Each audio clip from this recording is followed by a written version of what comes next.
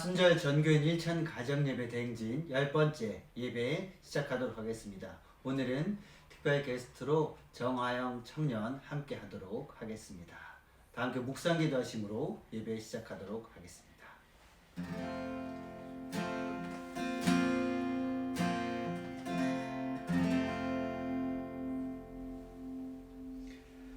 찬송가 309장 함께 찬송하도록 하겠습니다.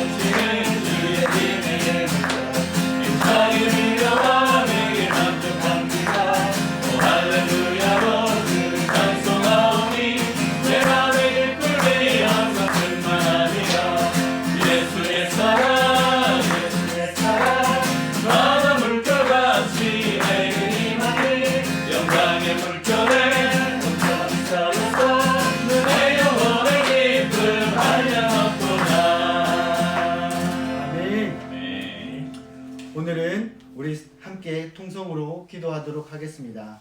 코로나19 확진으로 고통받고 있는 이들, 그 가족들 긍휼히 여겨주시고 그들의 건강을 돌보아 주시고 속히 회복하게 하옵소서. 개학을 하지 못해 등교하지 못한 학생들이 있습니다. 어려움을 겪고 있는 가족 가운데 이들을 기억하여 주시고 이 사태가 속히 정상화되게 하옵소서. 어려운 시기를 보내고 있는 성도들 기억하여 주시고 가정과 삶으로 드린 예배가 더욱더 깊어지는 시간이 되게 하옵소서. 이 시간 통성으로 기도하신 이후에 남택정 목사님 기도하시겠습니다. 함께 기도하시겠습니다. 하나님, 우리 코로나 확진으로 인해서 고통을 드리겠습니다. 하나님, 그들을 지켜주시고 힘을 주시고 우리 가족들 불쌍히 하시고 인도하여 주시옵소서. 하나님, 아이들을 가지고 계셔서 세계 여러 나라에서 특별히 이탈리아와 이란이 유럽이 하나님 중동이 또합니다. 하나님 국면하니 전 세계적으로 어려운 상황을 겪습니다. 하나님 우리나라는 지원하는 되는 것이 아니라 전 세계적 전 나라와 모든 이들이 이웃을 연대되고 우리가 기억하며 하나님 우리만 주시는 것이 아니라 하나님 우리가 기도하고 서로를 돌보며 하나님 하나님 전쟁과 힘을 아파요 이겨낼 수 있는 하나님 우리 사랑을 도와주시고 하나님 어려운 하나님 연락하시고 우리 사랑과 인도해주십니다. 하나님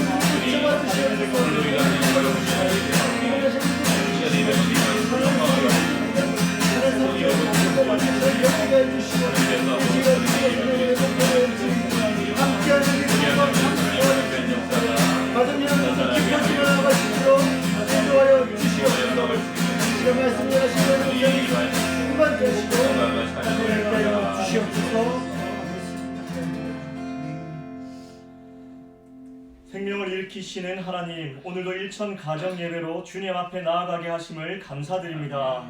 흩어진 삶의 자리에서도 예배를 사모하게 하시고 이럴 때일수록 가족들과 더욱 친밀한 교감을 통해 기쁨과 사랑이 넘치는 가정이 되게 하옵소서. 아멘. 모든 것이 낯선 이때에 고립에만 머물러 있지 않고 가족을 돌보며 교회를 위해 기도하며 주님을 붙잡는 믿음으로 견뎌낼 수 있도록 도와주옵소서. 아멘. 지금 이 예배를 통해 말씀 속에 함께 하시는 하나님의 임재를 경험하게 하옵소서. 아멘. 이 시간 세계 평화와 한반도를 위해 기도드립니다. 무엇보다 악에게 치지 말고 선으로 악을 이기게 하옵소서. 아멘. 여전히 불안과 고통과 괴로움이 남아있지만 평화의 왕이신 주님께서 이 땅에 황폐하고 거친 마음을 다스려 주옵소서. 아멘. 또한 주님의 마음을 본받아서 사랑의 마음, 화해의 마음이 샘물처럼 흘러가게 하시고 할 수 있는 한 모든 시간과 장소에서 최선을 다해 생명과 평화를 지향하는 삶을 살아가게 하옵소서. 아멘. 그리고 북녘 땅에도 교회가 재건되게 하시고 억압과 배고픔과 고통 중에 있는 저들을 구원하여 주옵소서. 아멘. 뿐만 아니라 이단과 사이비와 세속화로부터 교회를 지켜주시고 하나님의 나라가 온 세상의 소망이 되게 하옵소서. 아멘. 코로나19 사태 속에서도 치료와 보호의 손길로 어루만져 주시며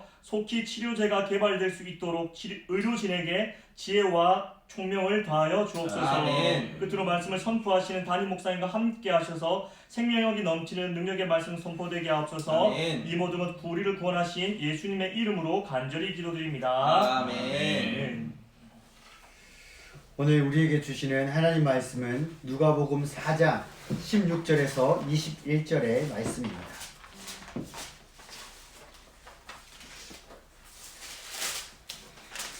신약성경 93쪽 누가복음 4장 16절에서 21절의 말씀을 교독하겠습니다. 예수께서 그 자라나신 곳 나사렛에 이르사 안식일에 늘 하시던 대로 회당에 들어가사 성경을 읽으려고 서심해 선지자 이사야의 글을 드리거늘 책을 펴서 이렇게 기록된 데를 찾으시니 곧 주의 성령이 내게 임하셨으니 이는 가난한 자에게 복음을 전하게 하시려고 내게 기름을 부으시고 나를 보내사 포로된 자에게 자유를 눈먼 자에게 다시 보게 함을 전파하며 눌린 자를 자유롭게 하고 주의 은혜를 전파하게 하려 하심이라 하였더라. 책을 덮어 그 맡은 자에게 주시고 앉으시니 회당에 있는 자들이 다 주목하여 보더라. 이에 예수께서 그들에게 말씀하시되 이 글이 오늘 너희 귀에 응하였느니라 하시니 아멘. 아멘. 오늘은 정화영 청년 특송 주 은혜임을 특송을 우리가 듣고 우리 말씀 듣도록 하겠습니다.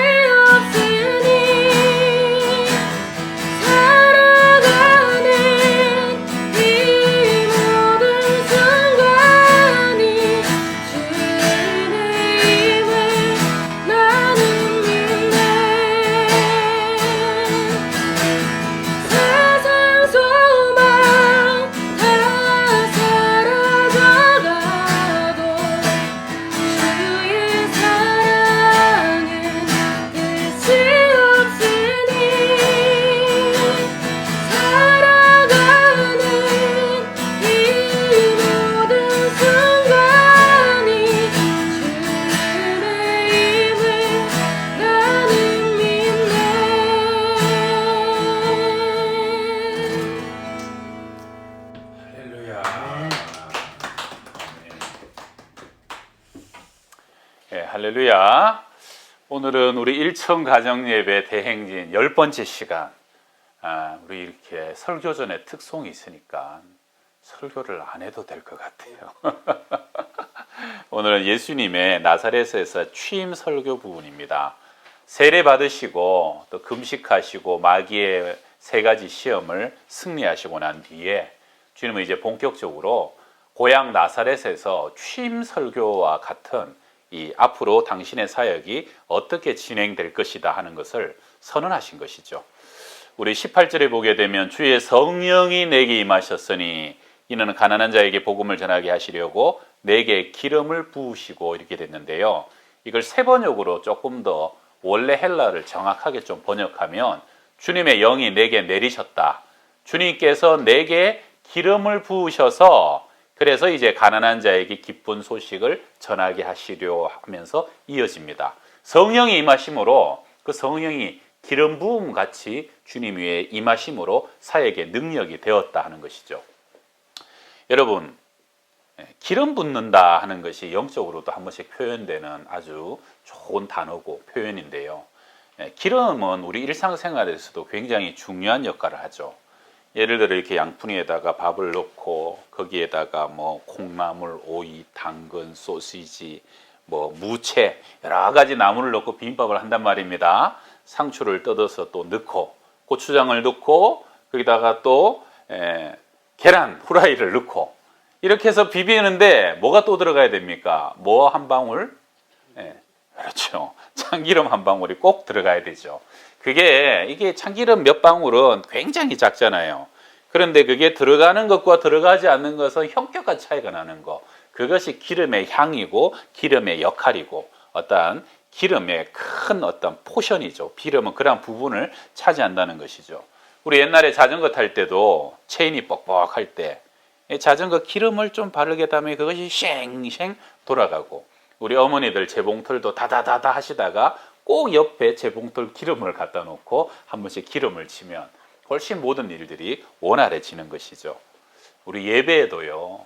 성령의 기름 부음의 역사가 꼭 있어야 됩니다. 기름이 부어지면 마르지 않아요. 뻑뻑하지 않고 마음이 굳어지지 않고요. 강박해지지 않아요. 저희들이 이렇게 설교를 할 때도 이상하게 성령님이 이렇게 기름을 부으시면 잘 생각납니다. 입술이요 굉장히 활발하게 마치 기름칠하는 것처럼 그렇게 말도 구사가 잘 되고 은혜롭게 분위기도요 그렇게 따스하게 흘러가는 역사가 있게 된다는 것이죠. 저는 여러분 우리가 모두 사모함으로 또 기도해 주실 때 양평동 교회 안에 모든 예배 위에 성령의 기름 부음이 넘치도록 여러분의 가정의 가정 예배에 성령의 기름 부음이 가득하시기를 축복합니다. 그리고 여기 우리 목사님들도 축복합니다. 성령의 기름 부음 충만한 종들이 되시기를 축복합니다. 아멘. 하영이도 찬양의 날마다 성령의 기름 부음이 있는 우리 찬양 사역자가 되기를 축복합니다. 그래야 이제 3가지 사역을 간단하게 말씀드릴게요. 첫 번째, 우리 한번 따라합시다. 가난한 자에게 복음을. 가난한 자에게 복음을. 예수님의 첫째 사역은요, 역시 복된 소식, 복음을 전하는 것입니다. 사망의 땅에는 생명의 복음, 어둠의 땅에는 빛의 복음, 소망이 없는 것에는 희망과 소망을 전하는 복음이죠. 그런데 그 복음은 누구에게요? 가난한 자에게 복음을 전한다 하는 것을 꼭 밝히고 있습니다. 우리 2002년도에 히딩크 감독 기억하시죠? 월드컵. 그때 히딩크 감독이 16강에 딱 진출하는 쾌거를 이루고 난 뒤에 인터뷰 때 했던 유명한 말을 알죠. 뭐라고요? 나는 아직도 배고프다. I'm still hungry. 나는 아직도 배고프다. 여러분 이게 영적인 거장입니다. 작은 것에 포만감을 가지기보다는 더 사모하고 집중하고 그래서 내가 더 충만하게 채워야 되겠다는 배고픔이 있다는 것이죠. 그래서 우리가 영적으로도요. 팔복의 첫 번째가 심령이 가난한 자는 복이 있나니 하나님의 나라 천국이 바로 마음이 가난한 자에게 임하게 된다 하는 것이죠. 여러분 어떻게 지금 내가 가난하다고 생각하세요? 부하다라고 생각하십니까? 이 가난과 부가요 참 상대적인 겁니다. 제가 전에 미얀마에 가보니까 20년 된 자동차를 몰고 다니는 목사님이 자기는 여기서 부자래요. 하여튼 그 나라에서는 20년이고 30년이고 차만 하나 가지고 있으면 엄청난 부자라는 거예요. 근데 제가 미국에 잠깐 보니까 비버리 힐즈에 제가 보니까 집이 막 100평이 넘어요. 근데도 자기가 그 동네에서 제일 가난하대요. 보니까 진짜 사방으로 200평, 300평 이상 집들이 널렸더만요.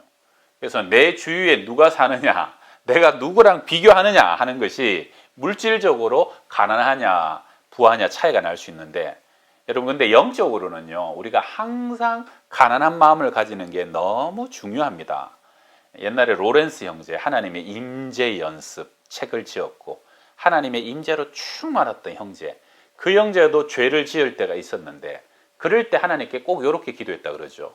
하나님, 나는 하나님의 은혜 없이는 지금 이 상태보다 조금도 더 나아질 수 없습니다.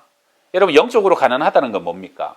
하나님, 내가 오늘도 하나님의 은혜 없이는 이 하루도 살아갈 수 없고, 우리는 하나님의 은혜 없이는 한시 동안도 숨쉬고 거동할 수 없다는 거예요. 오늘 우리 찬양처럼 세상 모든 것 다 지나가도 오직 주의 은혜가 나를 붙잡아주고 그 은혜로만 나는 살아갈 수 있다는 마음의 고백이죠. 그것이 바로 마음이 가난한 자. 그러한 마음이 가난한 자에게는 하나님의 나라와 복음의 능력이 복음되게 역사된다는 것이죠. 저는 어떤 한 분을 만났는데 그분은 1년에 딱 한 번 송구 영신 예배 때만 예배 드리면 1년치 예배를 다 드렸다는 거예요. 충분하다는 거예요. 포만감이 가득하다는 것이죠.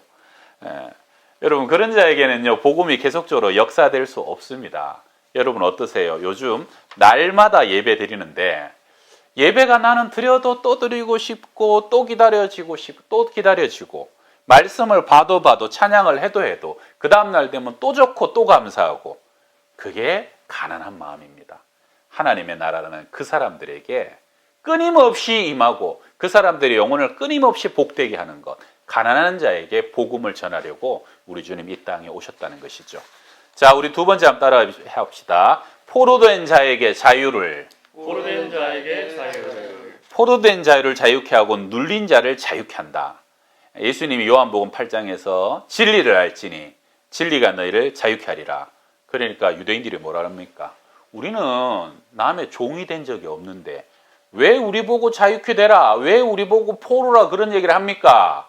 그때 예수님이 죄를 범하는 자마다 죄의 종이다. 너희가 지금은 신부는 자유인인 것 같아도 내 안에 여전히 죄의 종되어 있으면 우리는 죄의 종이다라고 말씀하셨어요. 과거에 이제 벨기에 14세기에 벨기에 레이몬드 3세라는 군주가요, 동생이 쿠데타를 일으켜갖고 철장에 들어가잖아요. 동생이 형이니까 죽이지도 못하고 어떡하지도 못하는데 꾀를 하나 냈죠. 형이 먹는 걸 되게 좋아해요. 그래서 요만한 문을 만들어주고 감옥에, 형이 살 빼면 여기 나오게 해서 자유케 해주겠다 그러는 거죠. 명분도 되고. 그러면서 형의 감옥 속에 그날부터 맛있는 걸 계속 집어넣어 주는 거예요. 형은 이걸 안 먹고 살을 빼야 자유가 되는데 결국 그 형은 철장의 포로가 아니라 식욕의 포로가 돼갖고 안 되는 줄 알면서도 계속 먹어서 결국은 감옥에서 빠져나오질 못했다는 겁니다. 여러분, 사람은 식욕을 이기기에도 죄는 너무 식욕을 이기기에도 약한 존재입니다. 죄는 강합니다. 그래서 사람은요, 아닌 줄 알면서도 미움과 시기, 질투, 오히려 미워하면서 내가 바짝 마르면서도 그 죄를 내가 이길 수가 없어요.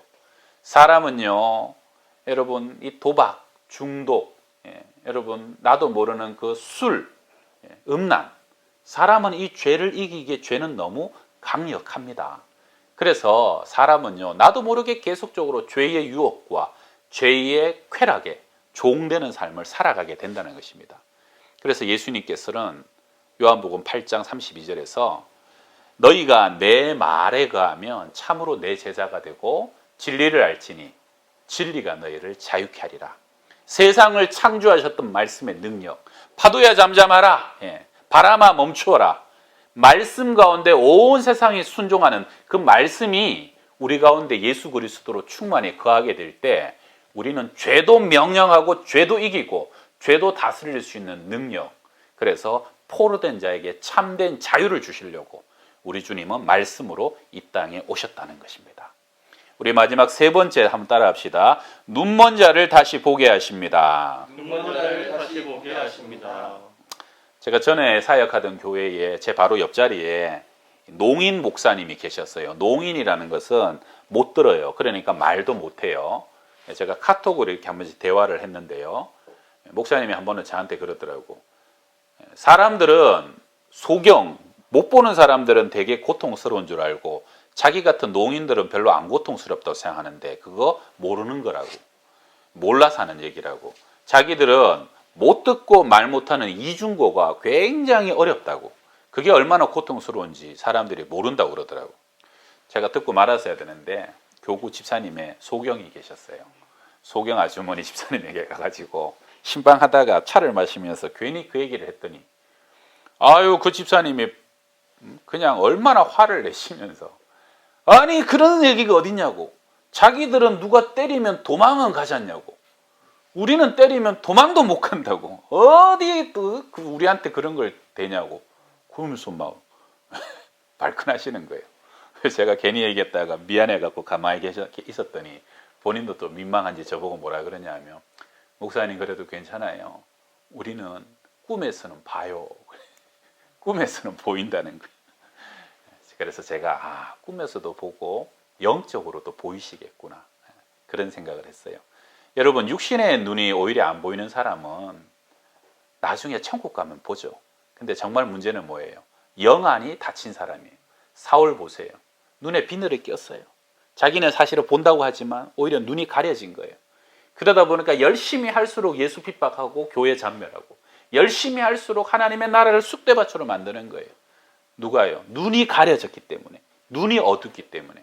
그래서 주님은 이 땅에 오셨어요. 본다고 하나 사실은 보지 못하는 사람들, 살았다고 하나 사실은 죽은 사람들의 영적인 눈을 뜨게 해주신다는 거예요. 라오디아 교회에도 계시록 3장은 그러잖아요. 네가 실상은 부자라 부유하다고 하나 네 가난한 것도 너의 눈먼 것도 네가 알지 못하는도다. 몽골에 가면요, 몽골 사람들이 시력이요 세상에서 제일 좋대요. 심지어는 5.0, 7.0도 있다네요. 근데 몽골 사람들이 왜 그렇게 눈이 좋나? 이유는 하나랍니다. 멀리 보기 때문에. 사방이 지평선이고 장애물이 없으니까 멀리 보고요. 항상 저 높은 하늘을 바라보고 사니까 눈이 그렇게 좋다는 거예요. 시력이 좋다는 거죠. 여러분, 우리도 영적인 눈이요, 하늘을 바라봐야 됩니다. 하나님 바라보고 주님 바라볼 때 우리 영적인 눈이 열려지는 거예요. 마라토너처럼 여러분 깊게 호흡하고 얼마나 어려울 때입니까?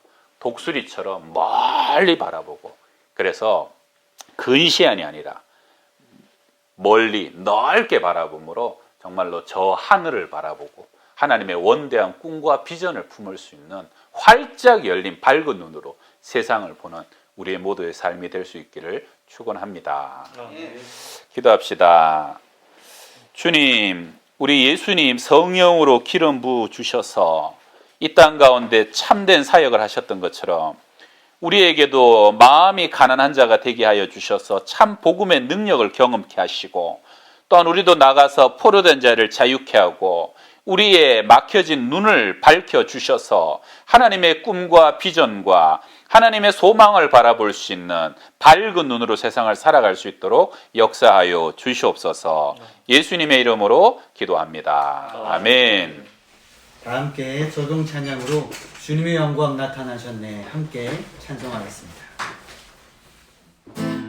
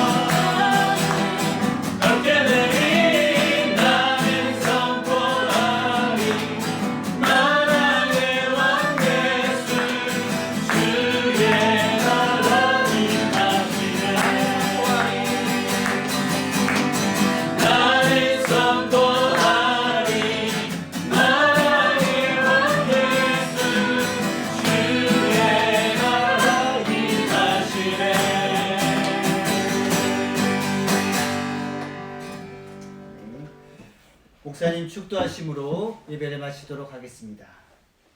영원한 부활의 소망 되신 우리 구주 예수 그리스도의 은혜와 하나님의 사랑과 성령의 교통하시고 충만케 하심이 예배하는 믿음의 가정들 위해 머리 위에 우리 자녀들 앞길을 위해 항상 함께 하시기를 간절히 축원하옵나이다. 아멘.